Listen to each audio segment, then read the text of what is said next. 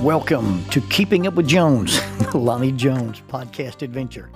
You are going to hear the stories from the eclectic life of a guy who is a professional counselor, a family man, a SWAT team chaplain, outdoor enthusiast, a guy involved with ropes, 10th Planet Jiu-Jitsu, a chaotic Jedi, and who is a recipient of an honorary doctorate from the University of Adversity.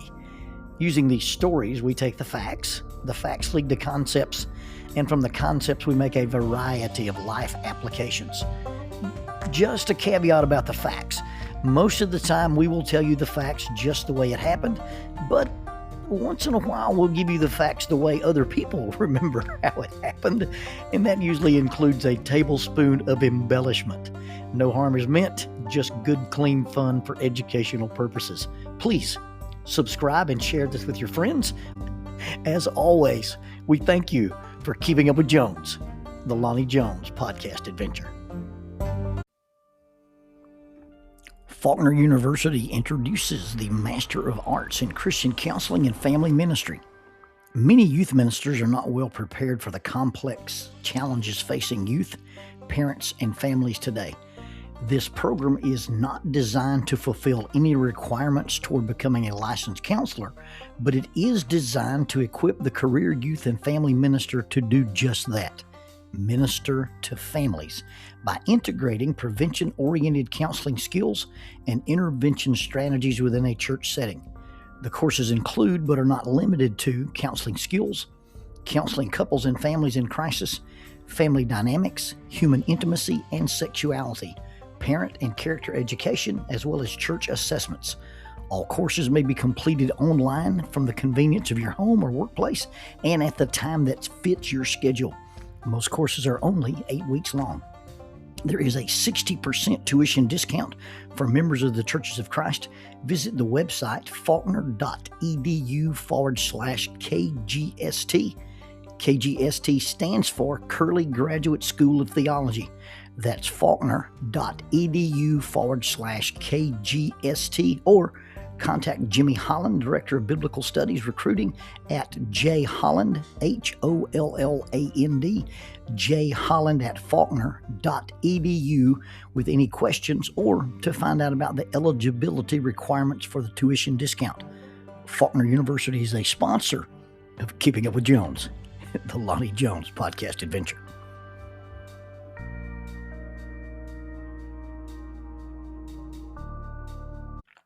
We stood on the banks of a small pond, and by we, I mean me, my 8-year-old granddaughter, and my 3-year-old grandson, and Grammy Jax. Now, Grammy Jax's role in all this is that she sometimes will put a dead cricket on a hook. She will not put a live cricket on a hook, but she will put a dead cricket on a hook. But we're standing on the edge of this pond, and there's no telling how many fish I've caught in this pond. This is a very, very good pond to fish in. But my 3-year-old grandson caught 17 fish standing in the same spot. He went through a tube of crickets in about an hour and a half. Well, okay, 3-year-olds don't actually catch fish. The fish that are brought to the bank by 3-year-olds actually catch themselves. A mature angler, an angler with any season to them, watches his line, feels the subtleties of when a fish bites, watches the bobber, and at just the right moment sets the hook. A 3-year-old doesn't do that. A 3-year-old just watches the bobber. And a greedy fish will nibble on the bait, and the greedy fish will move the bobber around. And eventually that fish, in an effort to get everything on that hook, will eat the hook too. The problem is that when you bite a hook, hooks often bite back. The bobber floating above the hook helps because as the fish is pulling down, the bobber's pulling up. And if the fish doesn't hold his mouth just right, boom, he gets caught by the hook. And all the 3-year-old has to do is roll him up.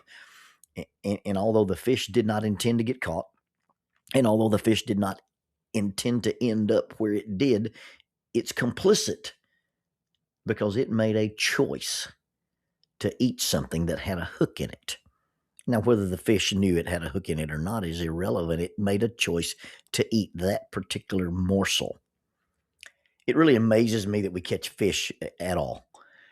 You know, we we take something that they want to eat, and we stick a hook in it, and we attach a line to it, and we throw it into the water, and it's like the fish can't see the hook, and it's like the fish can't see the line. It really amazes me that we catch fish on fake stuff, and I guess in polite society we would call that artificial lures. Walk into Bass Pro. Walk into Cabela's, go to the fishing section at Walmart, go into the old Stinson's tackle shop on Main Street in Oxford, Alabama, and the array of artificial bait that's available will astound, if not overwhelm you. And it's not just the variety of things you can catch on artificial bait. I've caught fish on lots of things.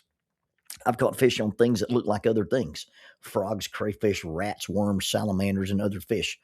I caught a largemouth bass one time on a rotten piece of deer meat. I was catfishing with this old deer meat on the bottom of a pond, and when I got tired and wanted to move it, I was rolling it in real fast. And as the deer meat lazily rotated in the water, it fooled a bass, and he nailed it in the water like it was some kind of a swimming creature. I've caught fish on minnows, crickets, stink bait, dog food, oatmeal, hot dogs, worms, catalpa worms, wasp larvae. I've caught fish on chicken livers and on cut up pieces of other fish. Now, when I confess to the way I've caught fish, there are dead, pretentious, elitist, dry fly fishermen who are rolling over in their graves at this moment, and they're cursing badly enough to kill the grass on top.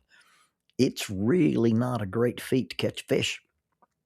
You've just got to be smarter than a fish.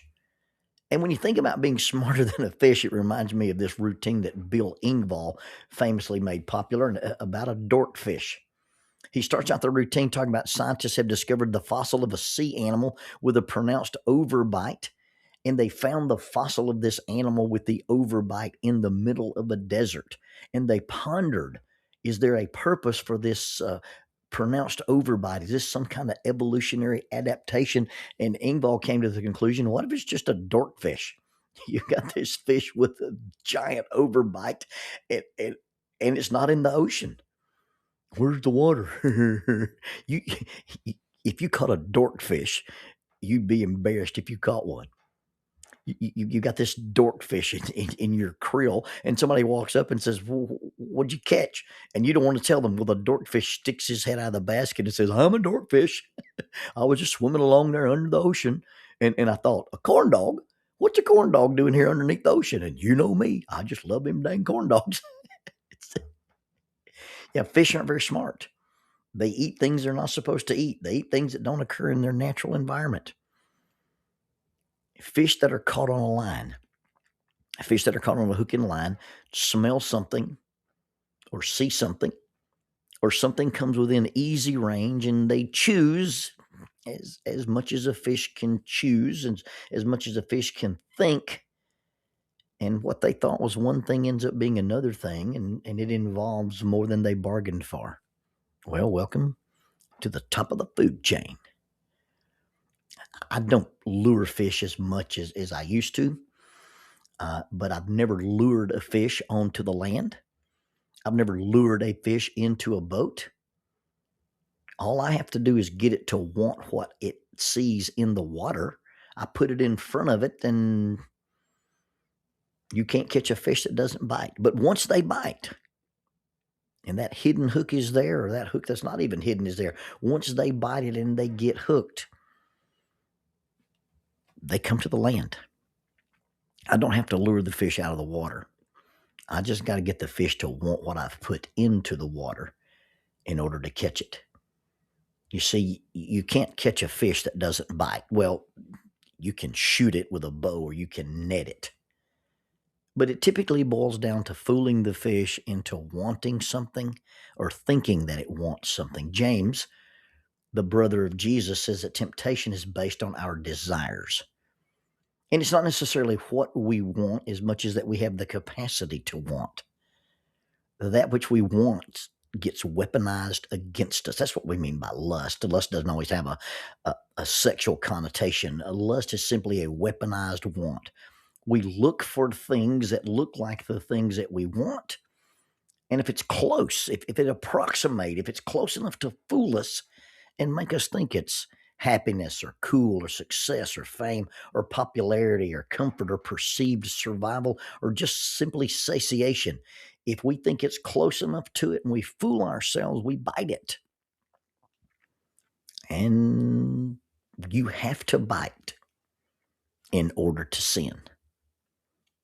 We don't get taken into sin without our cooperation. And sometimes our cooperation is knowing, and sometimes our cooperation is unknowing, but we still have to make the choice.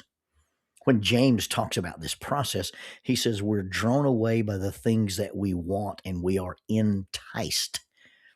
And that word enticed in the Greek language, in the New Testament, was written in Koine Greek. That word enticed means it perfectly mirrors the idea of a fishing lure or a piece of bait on a line.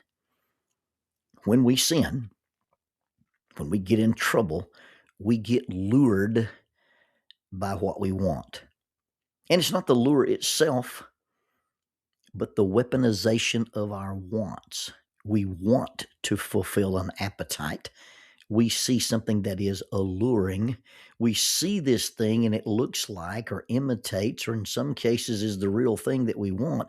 The only problem is that thing, it comes with a hook. Gerald, the brother of Lonnie, wrote Bass Fishing with a Plastic Worm. That's not a book in your Bible. It was the scholarly paper presented as the senior research project by Gerald Braxton Jones Jr. for the class of 1979 at Oxford High School, and he was the valedictorian. More specifically, it was how to catch a fish using a Texas rigged plastic worm. And it was really based on the research and the things that was taught to us by our grandfather, Buster Jones, and our uncle, E.J.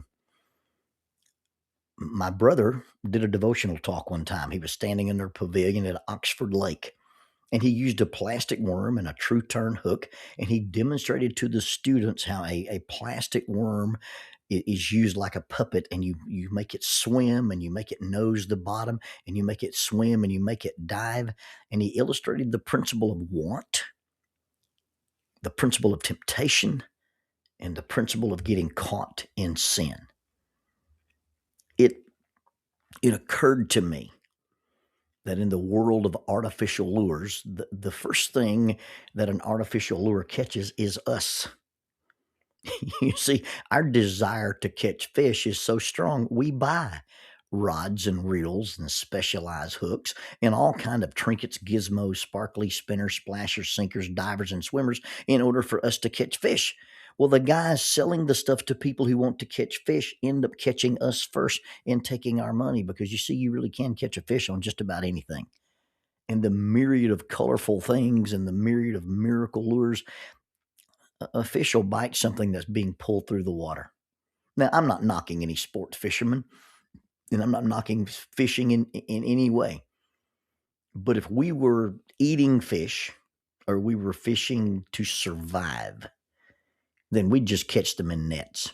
You see, in the decline of civilization, when there are no rules, I'm gonna catch fish with a net, or I'm gonna shoot game fish with my bow.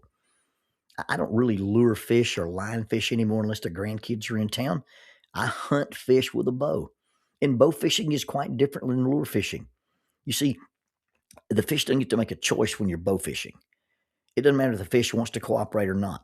It doesn't matter if the fish bites or not. You see, when you say they're not hitting today, well, fiberglass is always hitting. You see, the fish aren't after anything. They're just swimming around being fish, and we see them and we shoot them. They don't have to fall for a lure. They don't have to get fooled. They get tricked. They just simply get taken against their will, and they have no choice in the matter. Now, it's not legal to shoot game fish, but if we had the fall of civilization and I were hungry and the fish weren't, well, the old bow, using my limb cam hybrid by Muzzy, it takes choice out of the equation.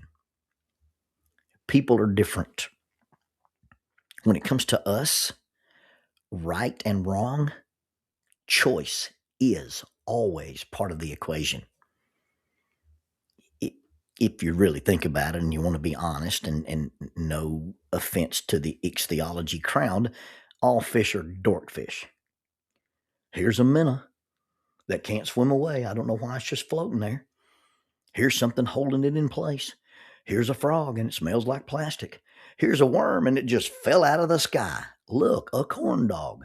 So yeah, I know I can't really blame the fish for acting like fish, but all fish are very easily fooled. If it moves close to right, if it smells bad, smells good, if it's shiny, or simply satisfied the antecedent conditions for what they call the ingestion strike reflex, a fish will bite. And that kind of makes them all dorkfish. But people should be smarter than dorkfish.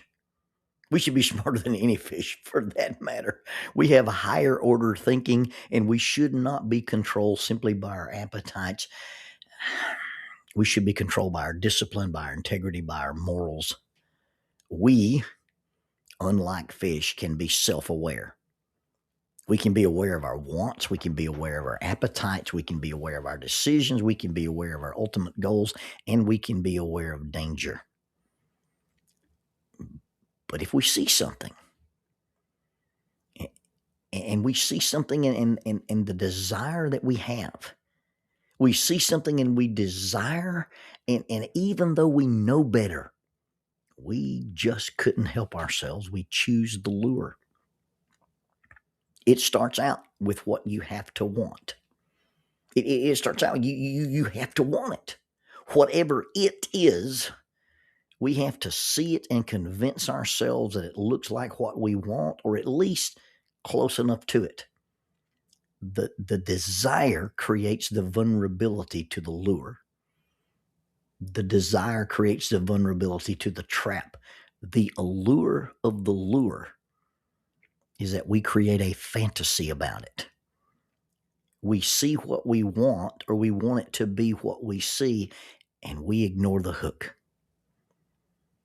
In a plastic worm, the hook is hidden, but in so many lures, the hooks are there on display. There's 2 sets of treble hooks, and they're exposed. But in spite of the danger, in spite of the warning signs, in spite of the fact that it doesn't look exactly right, we see it and it looks like what we want it to look like, and we ignore the hooks, and we make it more appealing. We make it more realistic than it really is, and we swallow the lie. If someone deceives you, if you're conned, if you're lied to, if you're misled or you're manipulated, that may be different. Although when it comes to sin, it's really not like bow fishing. You don't get shot by the arrow and dragged into stealing or lying or cheating or embezzling or being unfaithful. When it comes to sin, it's not like being caught with an arrow when somebody's bow fishing. We swim up, and we willingly swim up to the lure, and we swallow it. You see, we really can't be forced to sin. The devil made me do it is just not accurate. All sin has the common denominator of selfishness. We do what we do because of something that we want, and that want gets weaponized. Sin is always a choice connected to a want that gets weaponized and presented with a lure or as a lure. We don't fall for the lure.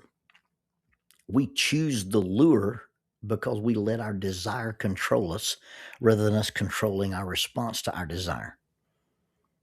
We know the difference between real and artificial. We can distinguish between right and wrong, good and bad, but we tell ourselves that even though it doesn't look exactly right, even though we know it's not right, we may even consciously be aware of the hooks, or at least suspicious that there might be a hook in it. But even though we have that awareness, we convince ourselves it's what we really, really want, and we ignore the hooks, or we dismiss the possibility of the hooks, and we swallow the lie we are told.